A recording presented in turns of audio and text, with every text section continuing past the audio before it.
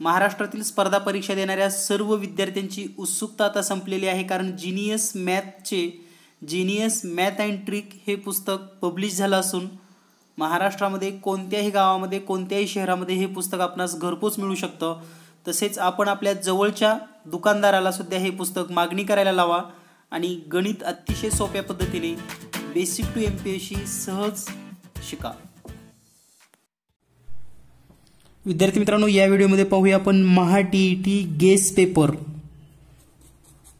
आणि हे guess paper सर्व यापूर्वीच्या झालेल्या 6 पेपरचा अभ्यास करून 6 पेपर आणि त्या पेपरचा अभ्यास करून हे गेस पेपर दिलेले आहेत। तर यापूर्वी सुद्धा चॅनलवर आपण 6 गेस पेपर दिलेले आहेत। पेपर 1 साठी 3 आणि पेपर 2 साठी 3। तुम्ही जर हे गेस पेपर पाहिले नसतील तर आजच पाहून घ्या, कारण या गेस प्रश्नाच्या बाहेरचा कोणताही प्रश्न परीक्षेमध्ये येणार नाही याची 100% गॅरंटी। आणि सर्वात महत्त्वाचं म्हणजे यासारखीच प्रश्न किंवा असेच प्रश्न परीक्षेमध्ये विचारले जातील। त्याचबरोबर ज्या विद्यार्थ्यांना आतापर्यंत झालेले पेपर स्पष्टीकरण म्हणजेच जीनियस मॅथ या चॅनलवर किंवा या ॲपवर तुम्हाला 2013 ते 2019 पर्यंत झालेले TET परीक्षा, TET पेपर 1 आणि पेपर 2 याचे जर आपल्याला एक्सप्लेनेशन हवे असतील किंवा पेपर स्पष्टीकरण पाहिजे असेल तर अगदी नॉर्मल फी भरून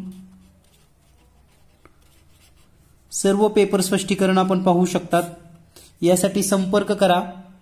व्हॉट्सअप नंबर आहे 8856 046 142। त्याचबरोबर व्हॉट्सअपवर सराव क्लास, गेस पेपर संपूर्ण अभ्यासक्रम, झालेले सर्व पेपरचे स्पष्टीकरण तुम्हाला अगदी सहज आणि नॉर्मल मानधनामध्ये उपलब्ध होतील। तर पाहूया आजचा गेस पेपर आणि आजचा गेस पेपर आहे पेपर 1 साठी। हा पेपर 1 साठी आजचा आपण 4था गेस पेपर देतोय। यापूर्वी आपण 3 गेस पेपर दिले आहेत। सर्व गेस पेपर पाहून घ्या, प्रत्येक कन्सेप्ट समजून घ्या। तर पाहूयात पहिला प्रश्न। या ठिकाणी पहिला प्रश्न आहे 36, 45, 55 आणि 120 या कोणत्या प्रकारच्या संख्या आहेत? आणि आपल्याला जो पर्याय दिलेला आहे तो पर्याय म्हणजे चौरस संख्या, आयत संख्या, पंचकोनी संख्या आणि त्रिकोणी संख्या। तर लक्षात घ्या, जर आपण याच्याकडे पाहिलं, चौरस संख्या म्हणजे सर्व वर्ग संख्या असतात। आयत संख्या यामध्ये म्हणजे संयुक्त संख्या असतात। पंचकोनी संख्या आणि त्रिकोणी संख्या। तर या ठिकाणी जर आपण निरीक्षण केलं 36, 45, 55 आणि 120 या त्रिकोणी संख्या आहेत। या त्रिकोणी संख्या ओळखतात कशा? तर दिलेल्या संख्येची जर दुप्पट केली आपण 36 ची दुप्पट 72 आणि 72 हा 2 क्रमवार संख्येचा गुणाकार आहे, जसं की 8 गुणिले 9। 45 चा जर विचार केला तर 45 ची दुप्पट 90 आणि 90 हा 9 गुणिले 10 या 2 क्रमवार संख्यांचा गुणाकार आहे। त्याचबरोबर 55 ची जर दुप्पट केली तर 110 आणि हा गुणाकार 10 गुणिले 11 या 2 क्रमवार संख्येचा आहे। 120 चा जर विचार केला तर दुप्पट होते 240 आणि 240 हा गुणाकार 15 गुणिले 16 या 2 संख्येचा आहे। आणि यावरून निरीक्षण केलं असता या त्रिकोणी संख्या आहेत हे आपण हमखास सांगू शकतो, त्रिकोणी संख्या। म्हणजेच या प्रश्नाचं उत्तर असेल पर्याय क्रमांक 4 त्रिकोणी संख्या। यानंतर पुढील गेस प्रश्न आहे एकूण रकमेपैकी A कडे 0.8 पट, B कडे 1/5 पट रक्कम आहे। जर B पेक्षा A कडे 420 रुपये जास्त आहेत तर A कडील रक्कम किती? तर या ठिकाणी एकूण रकमेचा जर विचार केला तर A कडे किती आहे? एकूण रकमेच्या 0.8 पट। B कडे किती आहे? एकूण रकमेच्या 1/5 पट। आता 1/5 चा जर अर्थ काढला आपण, हे जर भागाकाराच्या स्वरूपात दिले तर हे येईल 0.2 पट म्हणजेच बी कडची रक्कम असेल 0.2 पट. या ठिकाणी जर आपण एकूण रक्कम x मानली, एकूण रक्कम बरोबर x, तर a ची रक्कम होईल 0.8x, b ची रक्कम असेल 0.2x आणि दोन्हीचा फरक 0.8x वजा 0.2x फरक आहे 420 रुपये. तर ही जर वजाबाकी केली तर वजाबाकी येईल 0.6x बरोबर 420 आणि म्हणून x बरोबर 420 भागिले 0.6. 10 जर गुणला आपण छेदाला आणि अंशाला तर या ठिकाणी होईल 4200 भागिले 6. 6 1 6, 6 7 42, 2 शून्य जशाला तशी, म्हणजे x ची किंमत आलेली आहे 700. आता आपणास प्रश्नामध्ये असे विचारले की a कडील रक्कम किती. a कडे रक्कम किती आहे, मग a कडे आहेत 0.8x म्हणजेच 0.8 गुणिले x म्हणजे हे 700. तर या ठिकाणी 7 गुणिले 8 चा जर गुणाकार केला 7 8 56, हे 2 शून्य आणि 1 दशांश, 1 अंकानंतर दशांश म्हणजे या ठिकाणी दशांश, तर a कडे 560 रुपये असतील. पर्याय क्रमांक 4 उत्तर बरोबर आहे. यानंतर पुढील प्रश्न आहे प्रत्येक पृष्ठावर एक याप्रमाणे a आणि f अशी 6 अक्षरे असलेली घनाकृती मांडणी खाली दर्शवली आहे. यावरून e च्या विरुद्ध पृष्ठावर कोणते अक्षर असेल. तर या ठिकाणी घनाकृत्या दिलेल्या आहेत आपणास आणि e च्या विरुद्ध पृष्ठावरच आपल्याला शोधायचं आहे. तर दिलेल्या माहितीनुसार E आणि F हे सामायिक जर पाहिलं आपण ह्या तिन्ही गणामध्ये EF या दोन गणामध्ये EF सामायिक आहे. आता E आणि F जर पाहिलं आपण तर C आणि C या ठिकाणी दिसतं. तर आता A आणि F इथं पण आहे, हे AF आणि हे E दिसतं, म्हणजे E च्या समोर D हे अक्षर असलं पाहिजे. पहिल्या आणि तिसऱ्या घनाचा जर विचार केला A आणि F सलग आहेत, A आणि F सलग आहेत, या दोन्हीला लगत असलेला हा D आणि या दोन्हीला लगत असलेला हा E आणि म्हणून या ठिकाणी E च्या विरुद्ध D हे अक्षर आहे. तर या पद्धतीने अगदी सहज आणि सोप्या पद्धतीने तुम्ही हा प्रश्न सोडवू शकतात. निरीक्षण थोडं करता आलं पाहिजे आपणास. यानंतर पुढील प्रश्न आहे खालील पर्यायातील दर्शवलेल्या संख्येइतक्या वस्तू काही मुलांना वाटायच्या आहेत तर कोणत्या वस्तूचे समान वाटप होणार नाही. तर आता कोणत्या वस्तूचं समान वाटप होणार नाही हे जर आपण निरीक्षण केलं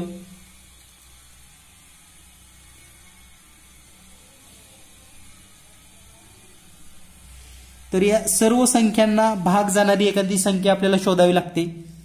जर पाहिलं तर आता पहिल्या या संख्येला 2 ने भाग जातो, हिला 2 ने भाग जात नाही, म्हणजे 2 चा पर्याय कटला. त्यानंतर आता 3 चा जर विचार केला तर या ठिकाणी पहा 3 आणि 5 8 आणि 8 16 आणि 2 18, 3 ने भाग जातो. 9 9 9 आणि ही पण बेरीज 9, यालाही 3 ने भाग जातो. या ठिकाणी जर पाहिलं 6 आणि 6 18 आणि हे 3 21 आणि 5 26, म्हणजे याला 3 ने भाग जात नाही. म्हणजे या संख्येचं समान वाटप होऊ शकतं परंतु या संख्येला 3 ने भाग जात नाही. म्हणजे कोणतीही एक संख्या आपण शोधू शकतात ज्या ठिकाणी या तिन्ही संख्येला भाग जाऊ शकतो.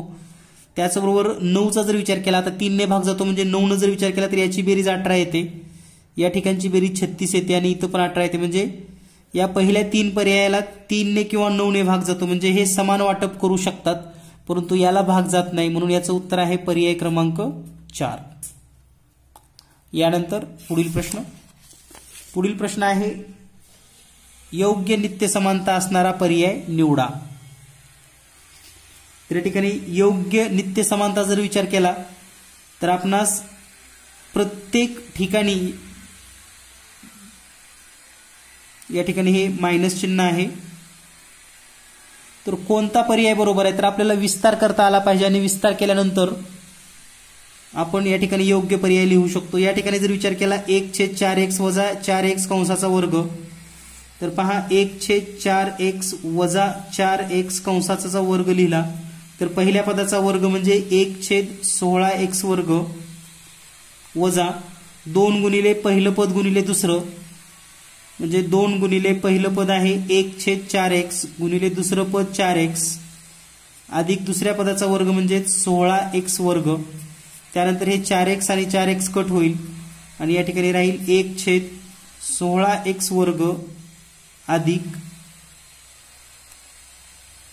16x वर्ग आणि हे वजा 2 या ठिकाणी जशाला तसा आहे.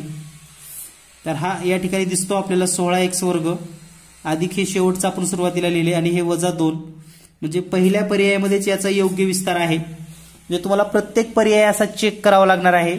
या ठिकाणी जर आपण विस्तार केला तर हे x नको होतं, हे x या ठिकाणी जास्त झालेलं आहे. पहा प्रत्येक सूत्र तुम्ही पडताळा घेऊ शकता, तुम्हाला सर्व नियम माहिती आहेत. तर या पद्धतीने आपल्याला योग्य नित्य समानता असणाराच पर्याय निवडायचा होता. यानंतर पुढील प्रश्न आहे खालील पर्यायातील पूर्ण वर्ग असणाऱ्या संख्येची जोडी निवडा. तर पूर्ण वर्ग कोणते आहेत? आता सर्वात महत्वाचं म्हणजे पूर्ण वर्ग असण्यासाठी दशक चिन्हानंतरचे जे अंक आहेत, आता या ठिकाणी हे 0.361 म्हणजे याला आपण असं लिहू शकतो 3.61 4.41. दुसऱ्याचा जर विचार केला हे 52.90 आणि 0.961. तिसरा पर्याय 625, 84.10 त्यानंतर 32.40 आणि 5.29. तर या ठिकाणी जर निरीक्षण केलं आपण तर हे 84.10 ला आपण 84.1 पण लिहू शकतो. तर आपण काही पर्याय चेक करूया. या ठिकाणी पहा दशांश चिन्हानंतर 3 अंक आहेत आणि दशांश चिन्हानंतर 3 अंक नसतात म्हणजे वर्ग संख्येमध्ये नसतात, हे लक्षात घ्या. वर्ग संख्येनंतर 2 अंक किंवा 4 अंकच असावे लागतात म्हणून हा पर्याय कॅन्सल होतो. तिसऱ्या पर्यायाचा विचार केला तर 84.1 म्हणजे दशांश चिन्हानंतर एकच अंक आहे, दशांश चिन्हानंतर 1 अंक नसतो म्हणजे हा पण पर्याय कॅन्सल झाला.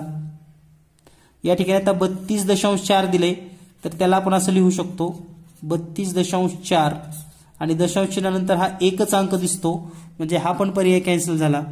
तर हे जे आहेत 3.61 आणि 4.41 तर याचं वर्गमूळ येईल 1.9 आणि याचं वर्गमूळ येईल 2.1 म्हणजे या फक्त 2 वर्गसंख्या आहेत म्हणून याचं उत्तर आहे पर्याय क्रमांक 1.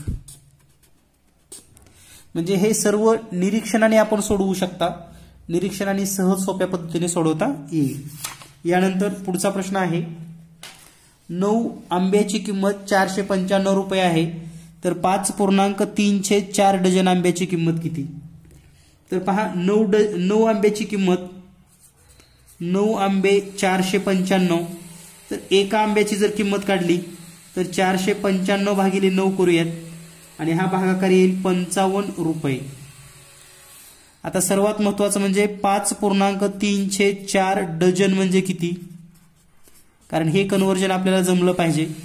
आता याला जर डझन करायचं असेल तर याला आधी साध्या पूर्णांकात रूपांतर करूया. 4×5 20 आणि हे 3 म्हणजे 23/4 डझन आणि डझन म्हणजेच 12 न गुणूयात.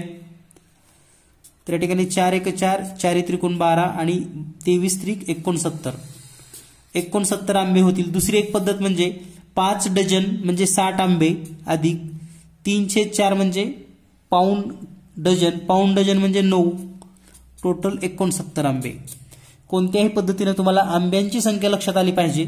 आणि एक आंबा 55 रुपयाला आहे तर 69 आंब्याची किती, मग 69 गुणिले 55 म्हणजे हा गुणाकार आता किती येतो हा विचार करत असताना 5 नम 45 एकक स्थानी 5 असलेला फक्त एकच पर्याय आहे, बाकीच्या पर्यायामध्ये एकक स्थानी 0 आहे. म्हणजे याच्यावरून सुद्धा आपल्याला पूर्ण गुणाकार न करता उत्तर काढता येतात हे आपल्या लक्षात आलं पाहिजे. याच ट्रिक तुम्हाला लक्षात घेणं गरजेचं आहे तर तुम्ही सेकंदामध्ये उत्तरापर्यंत पोहोचू शकतात. म्हणजे याचं उत्तर येतं 3795. गुणाकार सुद्धा करायची गरज नाही. यानंतर पुढील प्रश्न पाहूया आपण, अतिशय महत्वपूर्ण. बऱ्याच विद्यार्थ्यांना या प्रश्नामध्ये अडचण आहे. 4.4 गुणिले 4.4 अधिक दुसऱ्या कंसामध्ये 2.2 गुणिले 2.2 अधिक तिसऱ्या कंसामध्ये 4.4 गुणिले 4.4 छेदामध्ये 2 गुणिले 2.2 अधिक 4.4 वजा 2.2.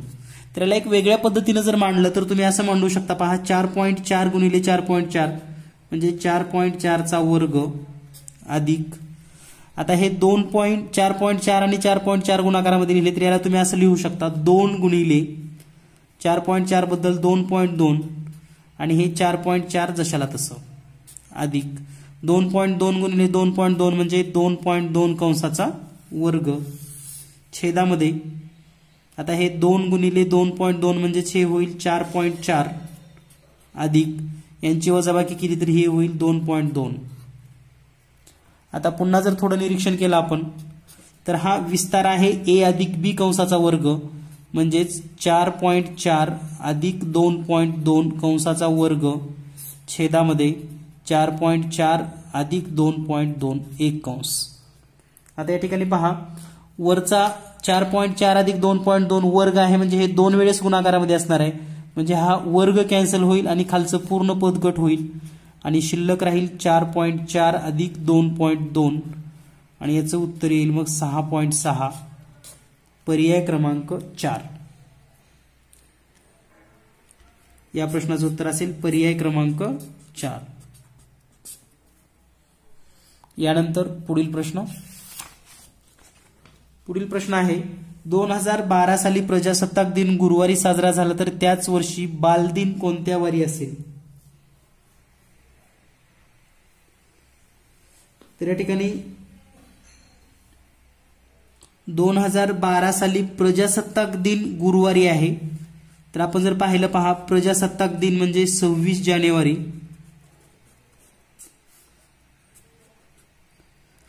म्हणजे 26 जानेवारी या ठिकाणी गुरुवार आहे. तर आपण दिवसांचे जर दिवस बाकी पाहिले, महिन्याचे किती बाकी राहतात, तर जानेवारी महिन्याचा जर विचार केला तर जानेवारीचे 5 दिवस पुढे आहेत. फेब्रुवारी 2012 लीप वर्ष आहे म्हणून फेब्रुवारीचा 1 दिवस, मार्च 3 दिवस, एप्रिल 2 दिवस, मे 3 दिवस, जून 2 दिवस, जुलै 3 दिवस, ऑगस्ट 3 दिवस, सप्टेंबर 2 दिवस, ऑक्टोबर 3 दिवस आणि नोव्हेंबरचा जर विचार केला तर बालदिन म्हणजे 14 नोव्हेंबर. 14 नोव्हेंबर म्हणजे 7 दोन्ही 14, तर या ठिकाणी 0 लिहिलं तरी चालतं कारण 14ला 7 न भागल्यानंतर 0च येतं. तर इतके दिवस पुढे जायला त्यांची बेरीज करूयात. 5 आणि 1 6 आणि 3 9, 9 आणि 2 11, 11 आणि 3 14, 14 आणि 2 16, 16 आणि 3 19, 19 आणि 3 22, 22 आणि 2 24, 24 आणि 3 27,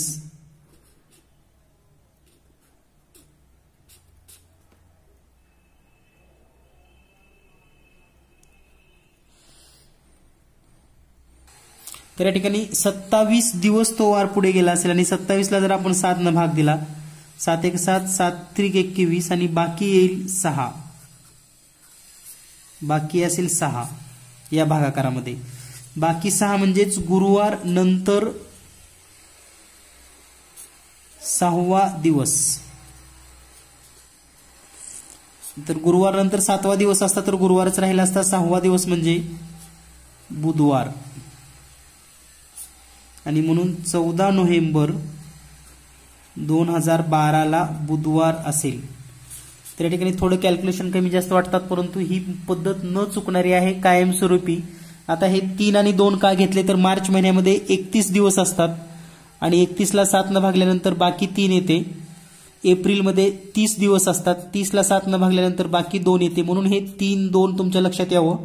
नोव्हेंबरमध्ये 14 दिवस असतात, याला 7 न भागल्यानंतर बाकी 0 येते म्हणून हे 0 घेतलंय. म्हणजे जेवढी बाकी आहे तेवढीच आपण पुढे प्लस करतो, तेवढे दिवस आपले पुढे जातात. म्हणून या प्रश्नाचं उत्तर आहे बुधवार, पर्याय क्रमांक 2. यानंतर पुढील प्रश्न आहे 8 फुली 4 3 2 फुली यातील फुलीच्या जागी समान अंक असून त्याच्या स्थानिक किमतीतील फरक 8 9 9 9 1 आहे, तर स्टारच्या ठिकाणी कोणता अंक असेल? तर लक्षात घ्या 8 फुली 4 3 2 फुली यांच्या स्थानिक किमतीतला जो फरक आहे तो आहे 8 9 9 9 1. तर हा अंक ओळखत असताना सोपी पद्धत, हा जो अंक असतो डावीकडून पहिला याच्या पुढचा अंक त्याचं उत्तर असतं, म्हणजे या ठिकाणी असेल 9, म्हणजे हा 9 अंक असेल आणि या ठिकाणी पण 9 असेल, उत्तर असेल पर्याय क्रमांक 1. इथं जर 7 असलं असतं तर 7च्या पुढचा 8 अंक या ठिकाणी असला असता. इतकी सोपी ट्रिक आहे, हे लक्षात घ्या. यानंतर पुढील प्रश्न, क्रमवार 10 समसंख्यांची बेरीज 870 आहे, तर त्यातील 6व्या आणि 7व्या संख्येची बेरीज किती? या ठिकाणी पहा, क्रमवार 10 समसंख्यांची सरासरी म्हणजे 870ला जर आपण 10 भागलं तर सरासरी एकूण बेरीज 87, म्हणजे मधली संख्या येते 87, 870 बेरीज असल्यामुळं, आणि याच्या पुढच्या आणि मागच्या संख्या आपल्याला घ्याव्या लागतात. तर ही मधली संख्या आहे. आता याच्या पाठीमागं 5 असतील आणि पुढे 5 असतील, म्हणजे 87 सेंटरला जर गृहीत धरलं तर त्या 5 संख्या 88, या ठिकाणी 86, 84, 82, 80 आणि 90, 92, 94 आणि 96. तर ह्या 1 2 3 4 5 6 7 8 9 10 संख्या आहेत. यामध्ये आपल्याला विचारले 6व्या आणि 7व्या, तर ही आहे 6वी 88 आणि 7वी आहे 90.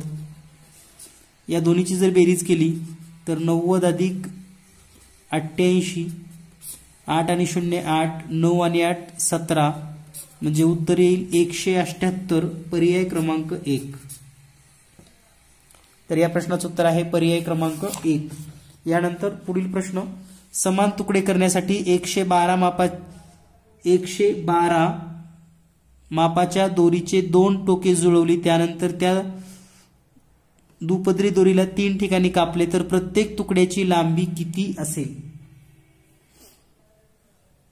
तर या ठिकाणी 112 मीटर माप असेल अशा दोरीचे 2 टोके जुळवलेले आहेत आणि समान अंतरावर जर कापली तर पहा, ही दोरी अशी केलेली आहे, समजूया हे 2 टोक आहेत, समान अंतरावर कापले म्हणजे या ठिकाणी हे 2 तुकडे झाले, हा एक, हा दुसरा.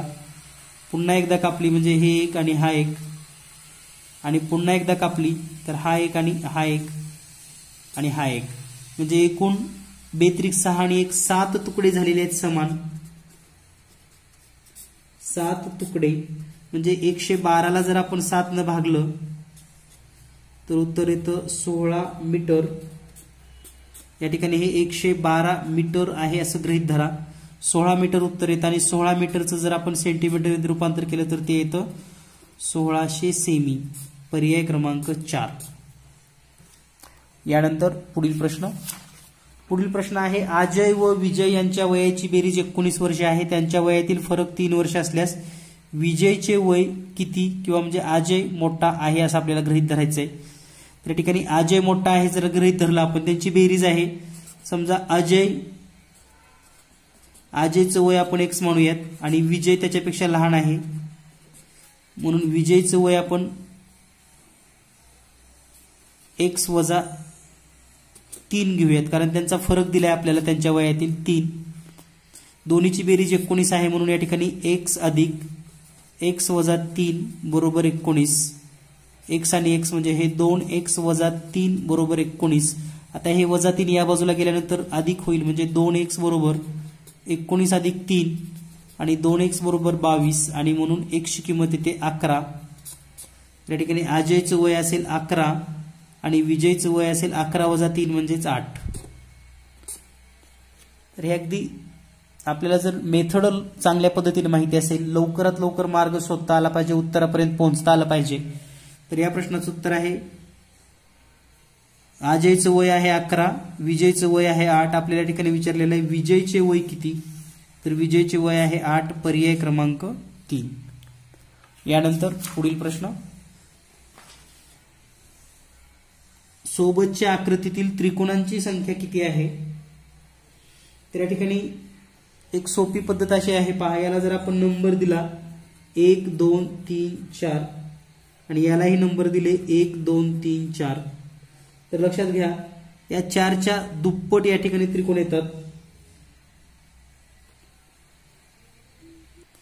तर या आकृतीमध्ये आपल्याला एकूण त्रिकोण मोजायचे आहेत आणि एकूण त्रिकोण मोजत असताना हे जर आपण 1 2 3 4 1 2 3 4 असे गृहीत धरले तर हे होतील 8 एकूण. त्यानंतर आपण फक्त या आकृतीचा विचार करूयात. या आकृतीमध्ये या कर्णामुळे हे 2 त्रिकोण तयार झाले आणि या कर्णामुळे 2. त्याच पद्धतीने या आकृतीमध्ये या 2 कर्णामुळे हे 2 2 2 2 म्हणजे टोटल प्लस आणखी 8. त्यानंतर जर आपण विचार केला तर हा जो त्रिकोण आहे मोठा, हा एक त्रिकोण आणि हा दुसरा त्रिकोण, तर हे प्लस 2, टोटल 8 आणि 8 16 आणि हे 2 18 त्रिकोण होतील. म्हणजे पर्याय क्रमांक 3 उत्तर बरोबर आहे. यानंतर पुढील प्रश्न आहे, खालील पर्यायातील कोणत्या दोन्ही वेळेतील फरक कोण एकरूप आहे. म्हणजे या ठिकाणी कोणत्या दोन वेळेतला कोण एकरूप आहे हे आपल्याला शोधायचं आहे. तर त्यासाठी आपल्याला कोण काढायचं सूत्र माहिती असणं गरजेचं आहे. त्या ठिकाणी प्रत्येक कोण घेऊन आपल्याला शोधावं लागणार आहे. डायरेक्ट या ठिकाणी जर आपण पाहिलं तर पर्याय क्रमांक ए या ठिकाणचे आपण कोण शोधूयात. तर हे 7:05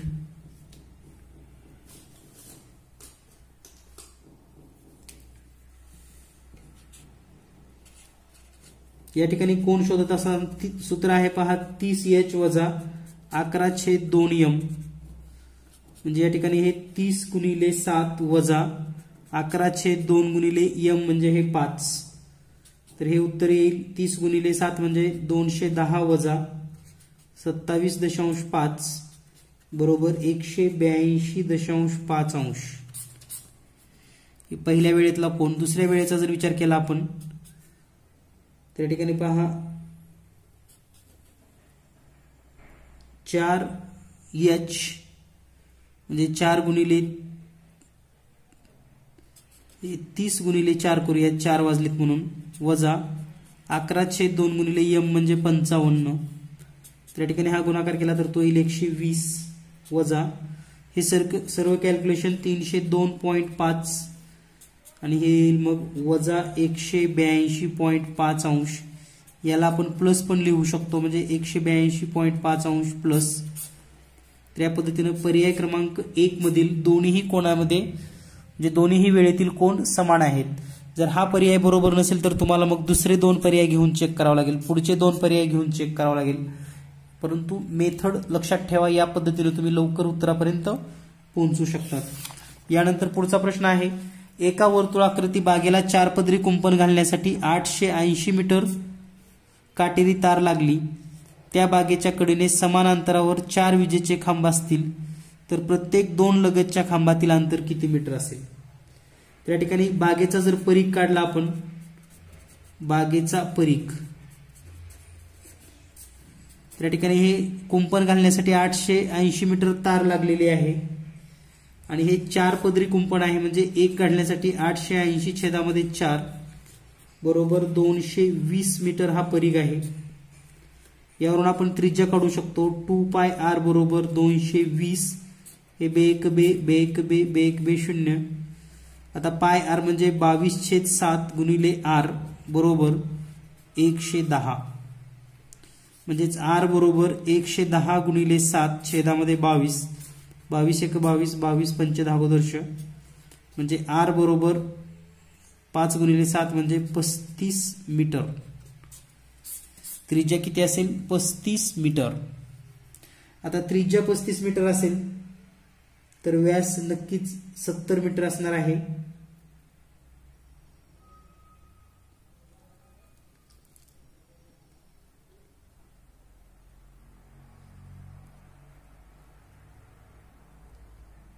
तर पहा दिलेल्या माहितीनुसार त्रिज्या जर आपण वर्तुळ काढलं या ठिकाणी वर्तुळ जर ड्रॉ केलं, एक वर्तुळ या ठिकाणी आपण काढून घेऊयात म्हणजे लक्षात येईल तुम्हाला. समान अंतरावर 4 खांब आहेत म्हणजे या ठिकाणी हे या पद्धतीने असं, हे समान अंतरावर 4 खांब आहेत या वर्तुळावर. याची आपणास त्रिज्या माहित झालेली आहे. यावरून व्यास येतो हा 70. म्हणजे आता ही चौरसाच्या बाजू आहेत चारही. तर या 2 खांबातील अंतर काढायचं आहे. आता हे म्हणजे 45 अंशाचे कोन होणार आहेत आणि 45 आपल्याला थेरम माहिती आहे. 45 अंशाचा कोन हा कर्णाच्या 1/2 पट असतो. म्हणजे 70 गुणिले 1/2 यालाच आपण असं लिहू शकतो 35/2 मीटर. म्हणजे उत्तर असेल पर्याय क्रमांक 4. तर या पद्धतीने हा प्रश्न सोडवावा लागेल. हा प्रश्न रिपीट होऊ शकतो. महत्वाचे प्रश्न आहेत. यानंतर पुढचा प्रश्न आहे, खालीलपैकी योग्य रूपांतर असणाऱ्या जोड्या कोणत्या? 8.5 म्हणजे 62/8. त्यानंतर 625/50, 38.5 म्हणजे 38.025, 10.4/5 म्हणजे 104/5. तर या ठिकाणी फक्त अ ब बरोबर आहे, फक्त ब आणि क बरोबर आहे, अ ब क बरोबर आहे आणि ब क ड बरोबर आहे. सगळ्यात महत्वाचं सोपी पद्धत सांगतो मला मी. 38.25 म्हणजे 38.025 होत नाही तर हे होतं 38.25. म्हणजे हे क तर 100% चुकले एवढं लक्षात ठेवा. म्हणजे जिथं जिथं क आलेला आहे ते सगळेच पर्याय चुकीचे आहेत. म्हणजे एकावरूनच आपण सर्व चूक ठरवू शकतो. कारण हाच चुकीचा असेल तर इतर पर्याय पण उत्तरच चुकीचं असणार आहे. म्हणजे याचं उत्तर असेल फक्त अ आणि ब, फक्त अ आणि ब. यानंतर पुढील प्रश्न आहे, खालील योग्य विधाने कोणती? सर्व बाजू एकरूप असणाऱ्या चौकोनाला चौरस म्हणतात. आयताच्या लगतच्या बाजू एकरूप असतील तर तो चौरस असतो. आयताचा प्रत्येक कोन काटकोन असतो. तर लक्षात घ्या, आयताचा प्रत्येक कोन काटकोन असतो हे तर बरोबर आहे. आयताच्या लगतच्या बाजू एकरूप असल्यास तो चौरस असतो हे पण बरोबर आहे. आता सर्व बाजू एकरूप असणारा चौकोनाला चौरस म्हणतात असं होणार नाही. कारण या ठिकाणी 2 आकृत्या मी तुम्हाला ड्रॉ करून दाखवतो. तर या दोन्हीही आकृतीमध्ये हा 90 अंशाचा कोन आहे, हा 90 अंशाचा, हा 90 अंशाचा, हा चौरस आहे. चारी बाजू समान आहेत. या ठिकाणी पण ह्या चारी बाजू समान आहेत पण कोन 90 अंशाचे नाहीत लक्षात घ्या. म्हणजे हा आहे समभुज चौकोन परंतु हा स्क्वेअर नाही. म्हणजे हा चौरस नाही परंतु चारी बाजू एकरूप आहेत. म्हणून या ठिकाणी फक्त 2 आणि 3 विधान बरोबर आहे. फक्त 2 आणि 3, पर्याय क्रमांक 3. फक्त 2 आणि 3, पर्याय क्रमांक 3 उत्तर बरोबर आहे.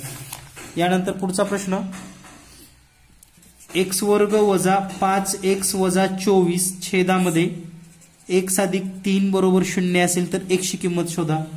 तर या ठिकाणी तुम्हाला याचा विस्तार करता आला पाहिजे म्हणजे अवयव स्वरूपामध्ये. तर हे येईल x वजा 8 आणि x अधिक 3 छेदामध्ये x अधिक 3 बरोबर 0. x अधिक 3 कॅन्सल होईल म्हणजे उत्तर राहील x वजा 8 बरोबर 0 आणि म्हणून x बरोबर 8 हे उत्तर बरोबर असेल, पर्याय क्रमांक 1. यानंतर पुढील प्रश्न आहे, खालील पदाच्या श्रेणीतील प्रश्नचिन्हाच्या जागी असणारे पद निवडा आणि श्रेणी आहे 2, 3, 10, 15, 26. तर पुढे काय? तर या ठिकाणी जर थोडं निरीक्षण केलं आपण तर प्रत्येक ठिकाणी हे जे पद आहे ते आहे 1 चा वर्ग अधिक 1. हे दुसरं पद आहे 2 चा वर्ग वजा 1. तिसरं पद आहे 3 चा वर्ग अधिक 1. चौथं पद आहे 4 चा वर्ग वजा 1.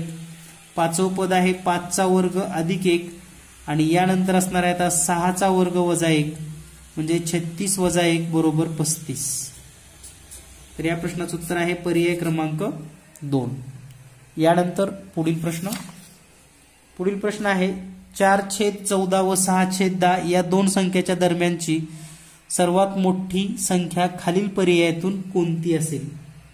आता या ठिकाणी अतिशय सोप्या पद्धतीने तुम्ही हा प्रश्न सोडवू शकता. सगळ्यात बेस्ट पर्याय असा असतो की यांना आपण दशांश अपूर्णांकामध्ये रूपांतरित करणं. म्हणजे दशांश अपूर्णांकात जर रूपांतरित केलात तर 4/14 हे आपण असं लिहू शकतो 0.28. 6/10चा जर विचार केला तर याचं उत्तर येईल 0.6. पण लिहित असताना यावर एक 0 द्या म्हणजे हे 0.60 होईल आणि हे 0.28 होईल. त्यानंतर आता 3/4 म्हणजे 0.75. 5/9 बरोबर 0.55. 4/11 म्हणजे या ठिकाणी 0.36. 2/3 बरोबर 0.66. तर पहा आता थोडं जर निरीक्षण केलं हे 0.75 0.60 पेक्षा मोठा आहे म्हणजे हा तर पर्याय याच ठिकाणी कट झाला. त्यानंतर हे 0.66 हे 0.60 पेक्षा मोठा आहे म्हणजे हे पण कट झालं. आता दोन्हीच्या दरम्यान राहिलं 0.55 0.36. तर सर्वात मोठी संख्या विचारली आहे यांच्या दरम्यानची मोठी संख्या येईल मग 0.55 म्हणजे 5/9 पर्याय क्रमांक 2. यानंतर पुढील प्रश्न आहे I/C भागिले V त्यानंतर गुणिले कंसामध्ये L गुणिले M बरोबर किती असा हा प्रश्न दिलेला आहे. तर हे सर्व रोमन अंक आहेत हे लक्षात घ्या. म्हणजे हे I/C म्हणजे 1/100 भागिले V म्हणजे हे 5 गुणिले L म्हणजे 50 गुणिले M म्हणजे 1000. तर या ठिकाणी आपल्याला असं लिहिता येईल पहा 1/100 गुणिले या ठिकाणी भागाकाराच्या ऐवजी गुणिले छेदामध्ये 1 जर गृहीत दिलं तर हे येईल 1/5 गुणिले यांचा जर विचार केला तर हे येईल 50,000. या ठिकाणी पहा 2 शून्य आणि 2 शून्य कॅन्सल होतील 5/1 5 आणि हे 2 शून्य जशाला तशी म्हणजेच याचं उत्तर येणार आहे 100 आणि 100 म्हणजे रोमन संख्येमध्ये C पर्याय क्रमांक 4. यानंतर पुढील प्रश्न आहे शेजारील आकृतीत त्रिकोणांची संख्या किती आहे? तर या ठिकाणी आपण त्रिकोण जर मोजले तर किती होतात हे आपण पाहूयात. पहा हा एक छोटा त्रिकोण होतो त्यानंतर हा दुसरा एक त्रिकोण होतो म्हणजे हा सिंगल हा 1 हा 2 सिंगल त्रिकोण मोजूयात आपण. त्यानंतर हा पण सिंगलच आहे हा 3 हा पण एक सिंगल आहे हा 4. तर हे 4 त्रिकोण झालेले आहेत सिंगल मध्ये. त्यानंतर पहा 1 आणि 2 मिळून एक त्रिकोण होतो हा 1 आणि 2 म्हणजे आपण सिंगल जर पाहिलं एक अक्षर असलेली तर 4 झालेले आहेत. आता 2 मिळून 2 आणि 1 मिळून एक त्रिकोण तयार होतो. त्यानंतर पहा आता याला जर आपण 5 आणि 6 नाव दिलं त्या ठिकाणी 1 2 3 मिळून एक त्रिकोण होतो 1 2 आणि 5 मिळून. त्यानंतर 1 2 3 मिळून एक होतो 1 2 आणि 3 मिळून.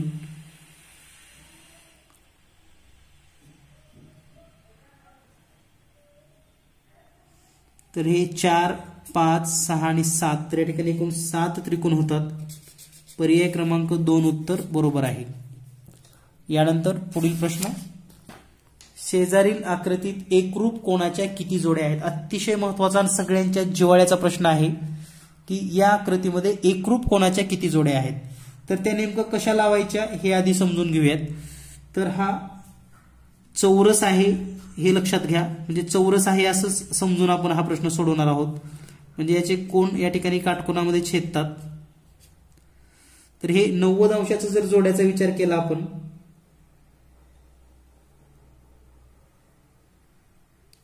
तर या ठिकाणी हे 90 अंशाचे एकूण 8 कोण तयार होतात 8 कोण. आता हे 90 अंशाचे झाले. आता 45 अंशाचा जर विचार केला आपण तर पहा हा 90चा आहे तर हे 2 कोण हे 2 कोण हे 2, हे 2, म्हणजे इथं तर 45 नाही कोण, तर हे कोण होतील 8. आता जोड्या किती होतील, तर ह्या 8 कोणाच्या जोड्या होतात, 8 गुणिले 7/2 बरोबर 28. आणि या 8 कोणाच्या, 8 गुणिले 7/2 बरोबर 28. आणि 28 आणि 28 म्हणजे एकूण 56 जोड्या होतील. तर या प्रश्नाचं उत्तर आहे पर्याय क्रमांक 3.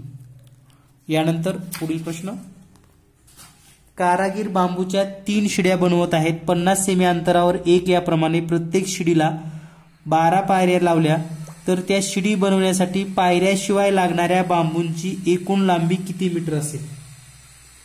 तर पहा, दिलेल्या माहितीनुसार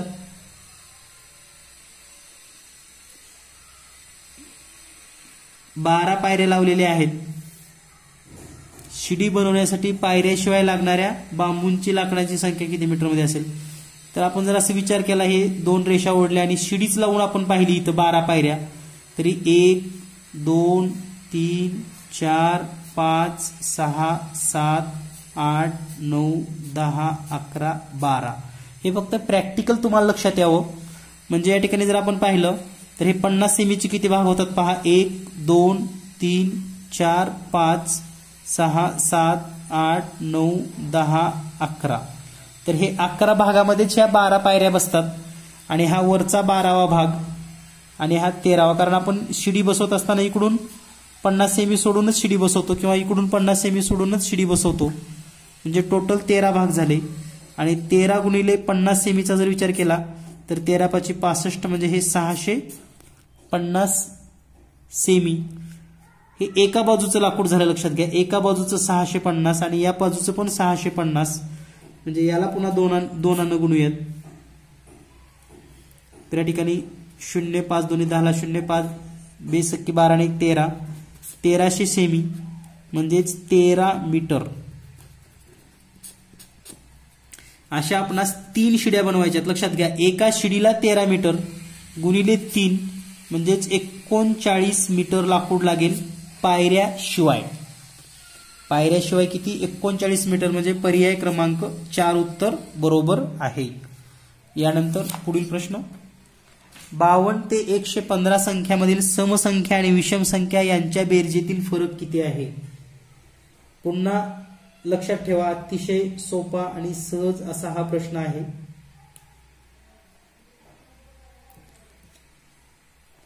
तर याला एक पर्याय म्हणजे यांच्या पेअर बनवणे.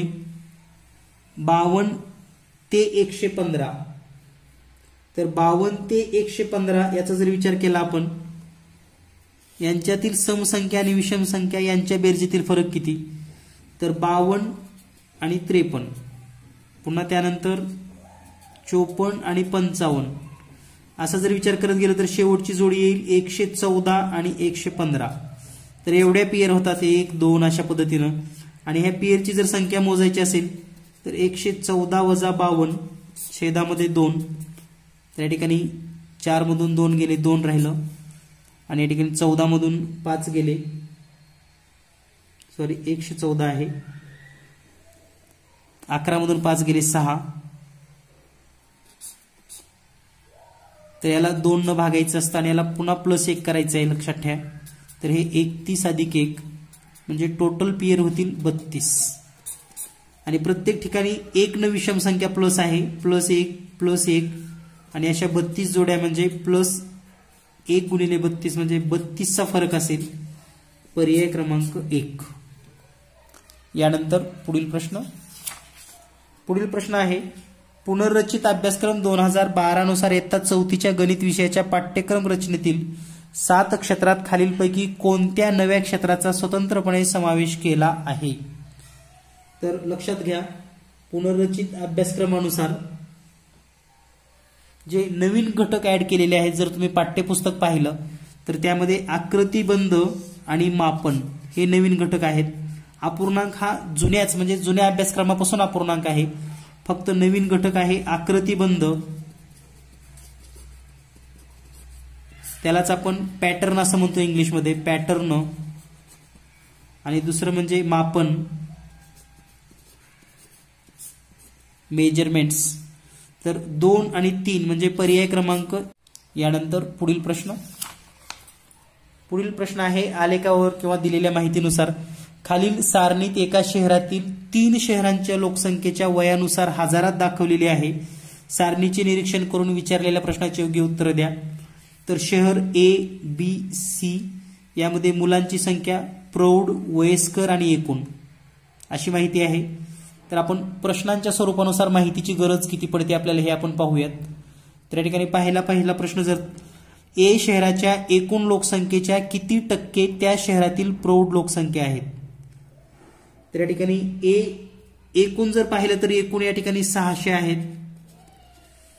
प्रौढ किती आहेत 375 गुणिले जर आपण शेकडा काढायचा असेल तर 2 0 कट होतील, 6 1 6 6 36 1 उरलं, 6 2 12 3 उरलं, 6 5 30 म्हणजे 62.5. पर्याय क्रमांक 4 उत्तर बरोबर आहे. त्यानंतर पुढचा प्रश्न, बी शहरातील वयस्कर व्यक्ती व मुले यांचे गुणोत्तर किती आहे. तर बी शहर वयस्कर व्यक्ती 175 आणि मुले 125. गुणोत्तर काढूयात. 25 5 125, 25 7 पावणे 200 म्हणजे 7/5 बरोबर 7/5. म्हणजे या प्रश्नाचं उत्तर आहे पर्याय क्रमांक 2. तर या पद्धतीने आपण सर्व गेस प्रश्न आणि प्रत्येक प्रश्नाचं स्पष्टीकरण कमीत कमी वेळेमध्ये कसं सोडवता येईल यासाठी आपण प्रयत्न केलेला आहे. प्रत्येक प्रश्न समजून देण्याचा या ठिकाणी प्रयत्न केलाय. जर तुम्हाला हा व्हिडिओ आवडला तर नक्कीच शेअर करा, लाईक करा आणि ज्या विद्यार्थ्यांना यापूर्वीचे पेपर स्पष्टीकरण हवे आहेत त्यांनी दिलेल्या व्हॉट्सअप नंबरवर संपर्क करा. व्हॉट्सअप नंबर आहे 8856 046 142. 8856 046 142 या नंबरवर व्हॉट्सअप करा. नॉर्मल फी आहे, त्या फी मध्ये तुम्हाला 2013 पासून 2019 पर्यंतचे म्हणजेच आतापर्यंत झालेले सर्व पेपर स्पष्टीकरण व्हिडिओच्या स्वरूपामध्ये प्ले स्टोअर ॲपमध्ये दिले जातील. भेटूया लवकरच नवीन गेस्ट पेपरसह. धन्यवाद. Thank you very much.